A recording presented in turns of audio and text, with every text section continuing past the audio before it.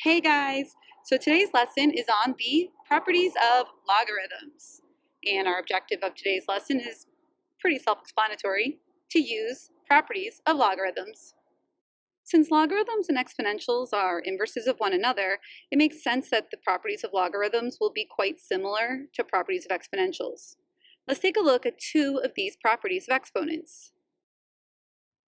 To get us started, for example 1, we have if x plus y equals w and x minus y equals z, what is the value of each of the following? Our first example will be b to the x times b to the y, and second example will be b to the x over or divided by b to the y.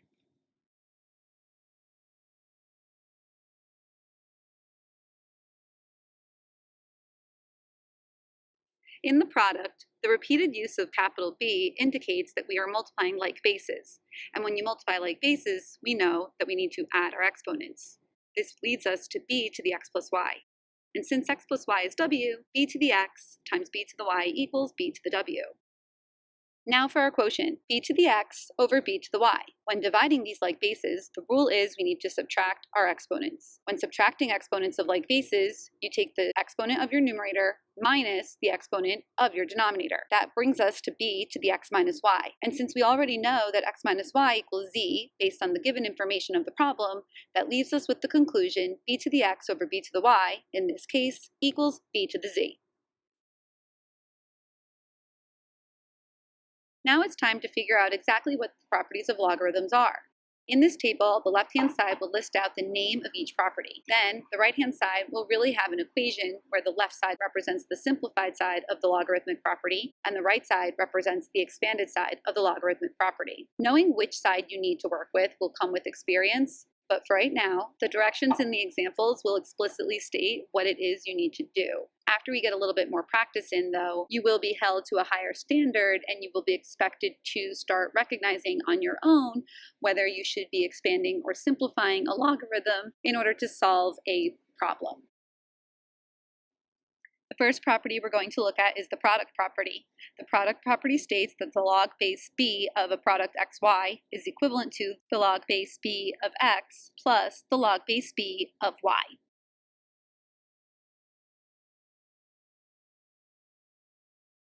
The quotient property is second. The quotient property is very similar to the product property. Here we have log base b of x over y, that's our quotient, and that's equivalent to log base b of x minus log base b of y.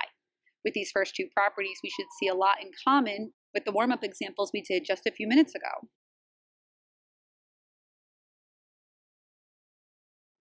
Last, we have the power property. The power property begins with the simplified side stating log base b of x to some power p equals, and on the expanded side we have the p out front, no longer an exponent, times the log base b of x. Now we do have the option of going over and explaining and deriving where these properties come from before we practice them, or we could do this after we practice using them a little bit. I feel that it works out a little bit better if we could just practice using them first. Here we have example 2. Rewrite the following as single logarithms. Simplify completely. In my experience, I see students oftentimes will maybe get the problem down to a single logarithm, but they don't necessarily simplify completely because they feel that they've already finished the problem.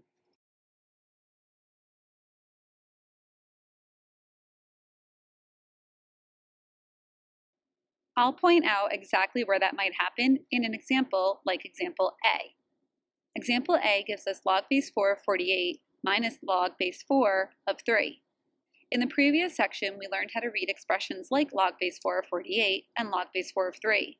We could read them each as 4 to what power is 48 and 4 to what power is 3. The problem with this is that 4 to what power equals 48 is quite the difficult question to answer. If it were asking 4 to what power is 4, or 4 to what power is 16, or even 4 to what power is 64, these are things that we can do in our head or maybe with writing out some scrap work on the side. Since 48 and 3 don't work out as nicely with 4, we're going to have to try a different method. What we're going to do here is we're going to implement the quotient property. We see this because we have subtraction between two logarithmic expressions. Using the quotient property, we're going to go from the expanded form of log base b of x minus log base b of y to the simplified form of log base b x over y. When we rewrite this, it's important that we put parentheses in the right place. It's critical that we also remember that when we rewrite this in simplified form, it will be a single logarithm. While we are writing it as a quotient, we do not write log in both the numerator and denominator. So while we practice today and while you practice doing any other homework, make sure you pay very close attention to how things are written in this table. Also, it would be a good idea for you to go above and beyond and make sure you're using parentheses everywhere these notes have indicated. Our first step will be log base 4 of the quantity 48 over 3. 48 over 3 reduces, and that gives us our next step of log base 4, 16. This works out pretty great because now we could ask ourselves, 4 to what power is 16? The answer to that question, 2, and we're finished with this example.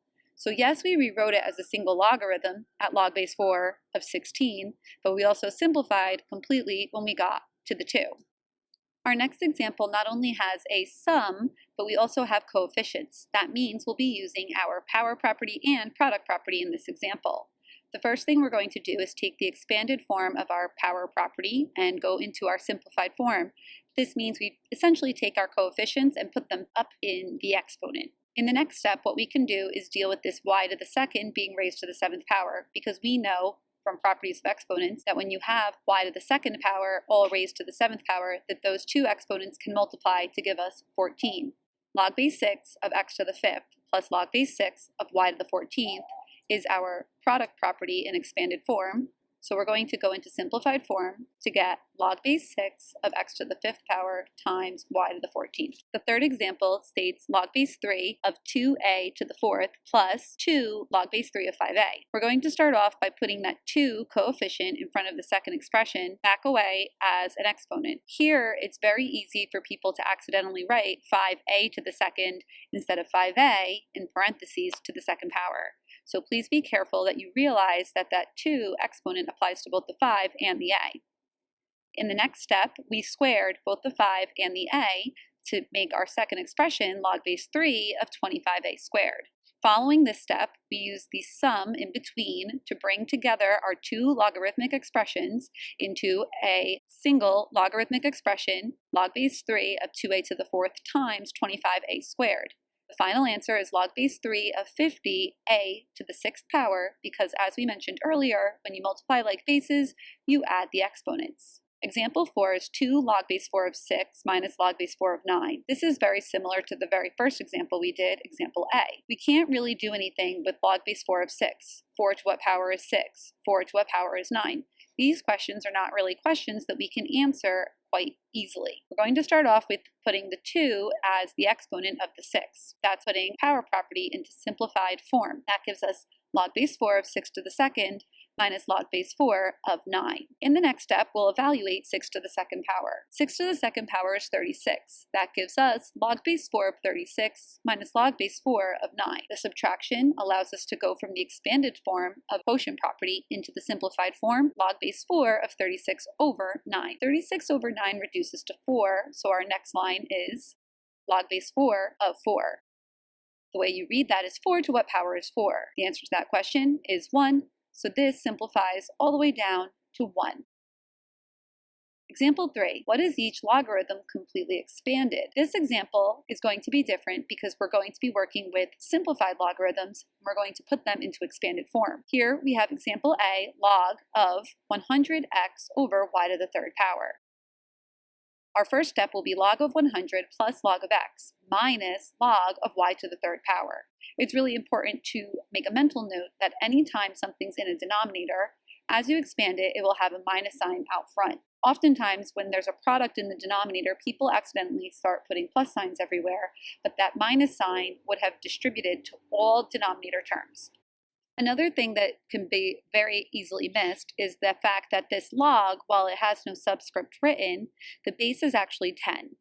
Log by itself is the common log or common logarithm, which is known to have a base of 10.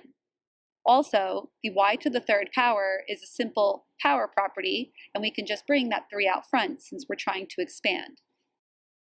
Log base 10 of 100 is a question we can answer quite easily. 10 to what power is 100?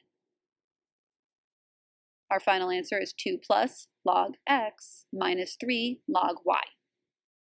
Our next example that is going to be expanded will be log base 7 of the quantity x to the 5th over 343y. We need to pay attention to the fact that our first example had two terms in its numerator, 100 and x, and our second example has two terms in the denominator, 343 and y. We're going to start off by expanding the quotient and the product in the denominator, which is really two quotients.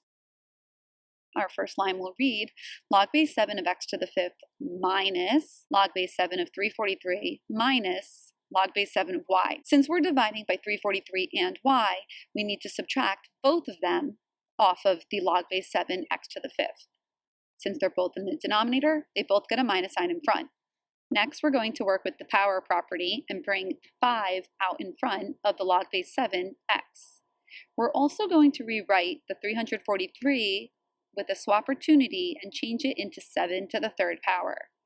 That will allow us to bring that 3 out front as well and kind of simplify this log base 7 of 7. Now, you could either ask yourself 7 to what power is 7, or you could recall the rule log base b of b equals 1. Whatever way you decide to do it, you'll get the same answer. 5 log base 7 of x minus 3 minus log base 7 y.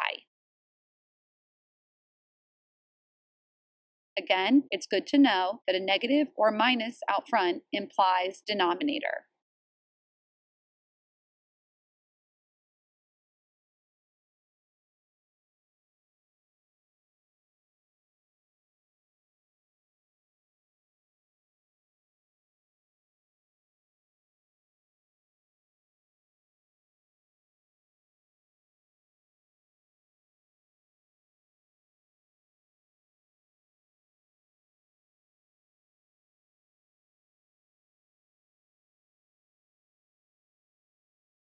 Example C is log base 3, 250 over 17, and example D is log base 3 of the quantity 9x to the 5th square root y minus 6. Log base 3 of 250 minus log base 3 of 17. Now, this may seem like you've already expanded, but we can take it a little bit further. Log base 3 of 250 can break down a little further because 250 is definitely 125 times 2.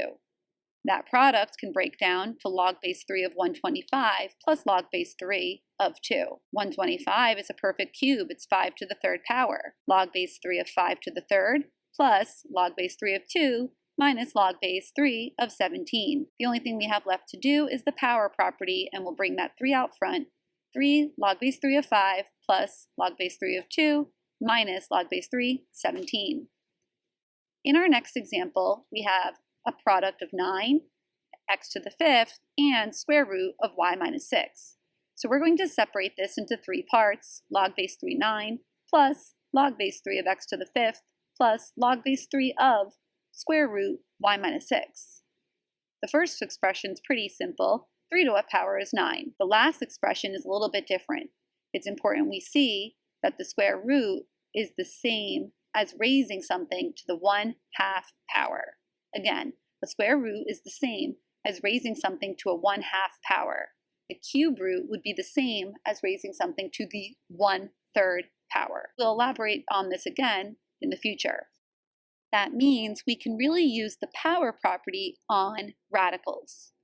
The next line will read, the log base 3 of 9 really turned into a 2, since that reads as 3 to what power is 9. 2 plus 5 log base 3 of x, we just used the power property and brought the 5 out front, plus 1/2 log base 3 of the quantity y minus 6.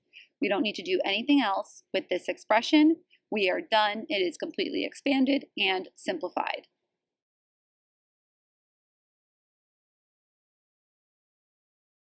That gives us a final answer of 2 plus 5 log base 3 of x plus 1/2 log base 3 of the quantity y minus 6. There's nothing else we can do. We are fully, completely expanded and simplified.